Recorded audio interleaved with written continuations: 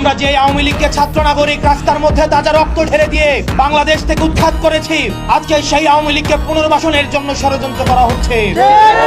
বিদেশে বসে ষড়যন্ত্র অব্যাহত রয়েছে।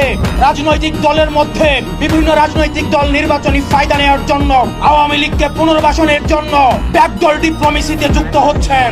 আমরা আপনাদেরকে সতর্ক করে দিতে চাই, এই ছাত্র নাগরিকের হারানোর কিছুই নাই। এক ধাপে দুই তলোয়ার যেভাবে থাকতে পারে না, ঠিক একইভাবে 5ই আগস্ট পরবর্তী সময়ে বাংলাদেশে আওয়ামী লীগ এবং এনসিপি থাকতে পারে না।